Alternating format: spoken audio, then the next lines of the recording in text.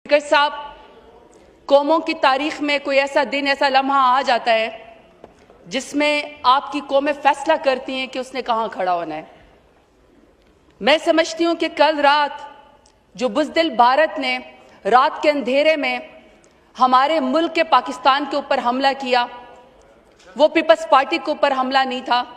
वो PMLN के ऊपर हमला नहीं था, वो जमात इस्लामी या MKM के ऊपर हमला नहीं था, वो PTI के ऊपर या किसी भी सियासी जमात के ऊपर हमला नहीं था। वो हमला था, वो मेरे मुल्क पाकिस्तान के ऊपर हमला था।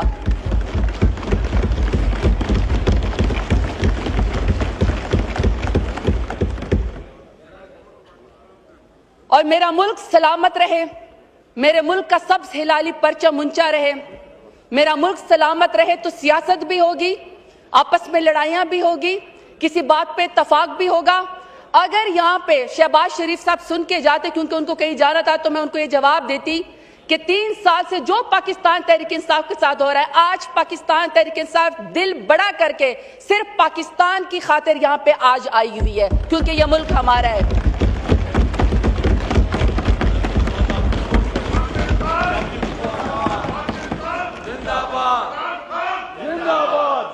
आज हमारा कोई जाती एजेंडा नहीं है,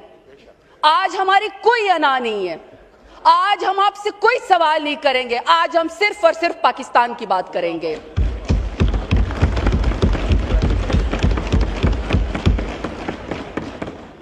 बुज़दिल भारत की ये फितरत है कि जो कुछ भी वहां पे होता है, जो कुछ भी उसका फेलियर होता है, वो उसका इल्जाम पाकिस्तान के ऊपर लगाता है और इसको आदत है कि रात के अंधेरे में हमला करता है।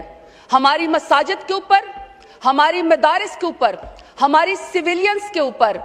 बेगुनाह शहरियों के ऊपर और हमारे वाटर रिसोर्सेज के ऊपर जो उसने हमला किया, ये दुनिया को हमें बताना पड़ेगा। और स्पीकर साहब, जवाबी कार्रवाई का पाकिस्तान हक रखता है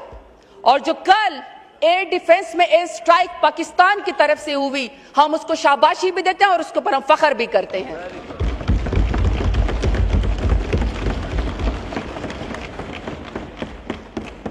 स्पीकर साहब, पाकिस्तान खुद दहशतगर्दी का शिकार है। पाकिस्तान में कोई ऐसी जगह महफूज नहीं है जिसमें पाकिस्तान में दहशतगर्दी ना हुई हो। हमारे लोग मसाजिद में महफूज नहीं, हमारे लोग इमाम बारगाहों में महफूज नहीं, हमारे लोग स्कूलों में महफूज नहीं, बाजारों में महफूज नहीं। कौन सा ऐसा लम्हा है? 80,000 से ज्यादा हमारे लोग वॉर और टेरर के अंदर पाकिस्तान के लोग जो है वो शहीद हुए, हमने कुर्बानियां दी। उसके बाद जब भी इंडिया एडवेंचर करता है, जब भी मोदी की वो RSS की हिंदुत्व जो उसके जहन के ऊपर सवार होती है, वो हर वाक़े का जिम्मेदार पाकिस्तान को ठहरा देता है। तो स्पीकर साहब, ऐसे मौका के ऊपर जब पुलगाम का वाकया पाकिस्तान ने नहीं किया और अंधाधुन इंडिया ने उसका इल्जाम पाकिस्तान के ऊपर लगा दिया और उसके बाद रात को कल उन्होंने बुज़दिलाना हमला भी पाकिस्तान के ऊपर कर दिया और इंडस वाटर ट्रीटी को भी उन्होंने खत्म कर दिया। ऐसे में स्पीकर साहब, अगर यहाँ पे शहबाज शरीफ साहब होते तो मैं उनको ये जरूर मशवरा देती। कहते हैं ऐवान में नाम नहीं लेना चाहिए, लेकिन बिलावल भुट्टो जरदारी साहब यहाँ पे बैठे हुए और यहाँ पे अगर मौलाना फजल रहमान साहब भी बैठे होते तो मैं उन सबको एक मशवरा देती कि अगर राहुल गांधी, जो कि राइवलरी है उसकी मोदी सर से, अगर मोदी उसके पास चल के जा सकता है पुलगाम वाक़े पे जो कि झूठा है पाकिस्तान के खिलाफ बयान स्ट्रेंथन करने के लिए, तो मेरे ख्याल में कि शहबाज शरीफ को, नवाज शरीफ को, जरदारी साहब को, सबको इमरान खान को अपने साथ बात करनी चाहिए, इमरान खान को बुलाना चाहिए, इमरान खान के पास जाना चाहिए, क्योंकि यही कौमी यकजहती का मौका है। और मैं उसकी रीजन आपको बताती हूं। एक एक्स प्राइम मिनिस्टर और पाकिस्तान का सबसे बड़ा स्टेक होल्डर और वोट उसने लिया है, तो मेरा ख्याल में जब हमने अपनी अनाज छोड़ी है, जब हमने अपनी जिद छोड़ी है, तो मेरा ख्याल है कि आप लोग भी अपनी अना रहने दें, आप लोग भी अपनी जिद छोड़ दें। पाकिस्तान की खातिर आप तमाम पॉलिटिकल पार्टीज के APC बुलाएं और इमरान खान के बगैर APC ना हो, आप इमरान खान को भी प्लीज बुलाएं, अपना दिल बड़ा करें।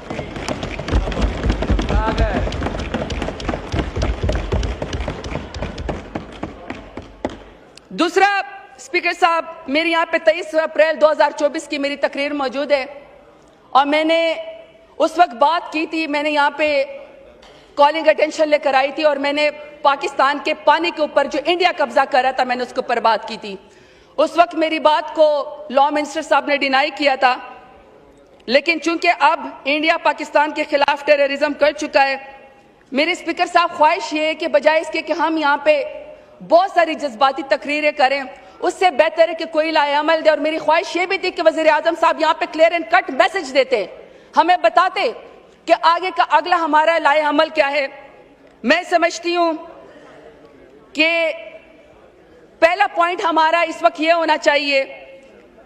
कि हमें अपने डिप्लोमेटिक जितने भी फोरम हैं, इस वक्त मेरे ख्याल में यहाँ पे फॉरेन मिनिस्टर साहब और डिप्टी प्राइम मिनिस्टर साहब बैठे हुए हैं,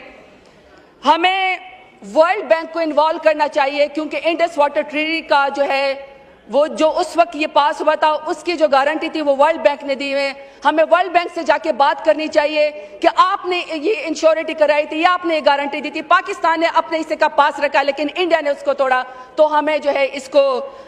उसको वो करना चाहिए, अपने साथ इन्वॉल्व। दूसरा, हमें यूएन को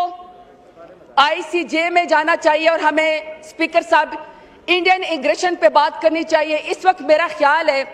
कि जितना भी हमारा फॉरेन ऑफिस है, उनके डेलीगेट्स और जितने भी पाकिस्तान में किसी भी तमाम मुल्कों के जो डिप्लोमेट्स इस वक्त पाकिस्तान में काम कर रहे हैं, उन सब के पास हमारे फॉरेन मिनिस्टर से डेलीगेशन जाएं, वहां जाके बात करें और मुद्दे की तरफ सेल जो है हमें परमानेंटली एक इंस्टीट्यूशनल बॉडी क्रिएट करनी चाहिए। वो सेल जो है वो इंडस वाटर ट्रीटी की मॉनिटरिंग करे मुसलसल, और सर हमें बताए कि इस वक्त जो इंडिया की एग्रेशन है या जो हमारे इंडस वाटर ट्रीटी जो दुनिया में या वर्ल्ड बैंक से या आईसीजे में जाके जो हमारा मुकदमा लड़ रहा है, तो वो इंस्टीट्यूशनल बॉडी हमें बनानी चाहिए।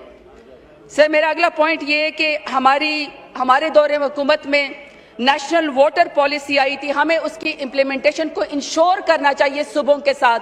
और सूबों में सर हमें तमाम सूबों के हकूक का ख्याल करना चाहिए, और स्पेशली सर जो इस वक्त सुबह सिंध नाराज है पानी के मसले पे, सर हमें उसको जरूर उसको इन्वॉल्व करना चाहिए। फिर सर मेरी गुजारिश है कि सर काइंडली अपने वज़रा से कहें, जो हुकूमत के हैं, कि थोड़ा सा सर सीरियस किस्म के स्टेटमेंट दे, प्रेस कॉन्फ्रेंस करें, क्योंकि हालात इस वक्त ऐसे हैं, पाकिस्तान बहुत मुश्किल दौर से गुजर रहा है। ये ना हो कि सर वज़रा की जो स्टेटमेंट है इस वक्त हुकूमत की, वो इंडियन जो है वो यूएन के अंदर या कहीं पर हमारे खिलाफ ही इस्तेमाल कर ले, तो सर हमें कोई गैर जिम्मेदाराना इस किस्म के जो है सर हमें वो नहीं करने चाहिए। दूसरा सर, हम बिल्कुल सर अपनी तमाम आर्म फोर्सेस के साथ खड़े हैं, और सर जिस तरह कल हमारे एयर डिफेंस ने जिस तरीके से हमारी डिफेंस को सर अश्योर कराया, हमें उसके ऊपर फख्र है। लेकिन सर ये पहला दिन है सर, ये जो जंग होती है ये बड़ी इसके सर बहुत इफेक्ट होते हैं और ये प्रोलॉन्ग हो सकती है। अब सर ये ऐवान ने फैसला करना है, यहाँ तमाम सर पॉलिटिकल पार्टीज को बुलाएं, सर उनसे पूछे कि हमने खुदा न ख्वास्ता इस बात को एस्केलेट करना है या सर हमने अमन की तरफ जाना है। सर हमें यह भी फैसला करना है, क्योंकि सर ये एक दिन दो दिन की बात नहीं है, दोनों कौमें सर न्यूक्लियर पावर हैं, दोनों कौमें एक खिते के अंदर रहती हैं। सर वो हिंदू उसकी हिंदुत्वा आरएसएस की जो मेंटेलिटी है सर, उसका मुकाबला कैसे करना है, हमने दुनिया को कैसे बताना है, हमने अपने एलाइज को कैसे बताना है कि किस तरीके से ये एस्केलेशंस की तरफ उन्हें मजीद नहीं जाना, लेकिन सर हमारी इस बात को, अमन की बात को कमजोरी ना समझा जाए। सर उसमें मैं सिर्फ एक बात पढ़ के सुनाती हूँ जो मेरे लीडर इमरान खान ने यूनाइटेड नेशंस में बात की थी। मेरी सर ख्वाहिश है किसी तरीके से हमारे प्राइम मिनिस्टर साहब भी आके में क्लियर बात करते हैं। सर खान साहब ने कहा था, आइदर यू सरेंडर और you fight for your freedom till death, and my belief is ला इलाहा इल्लल्लाह, there is no god but one and we will fight.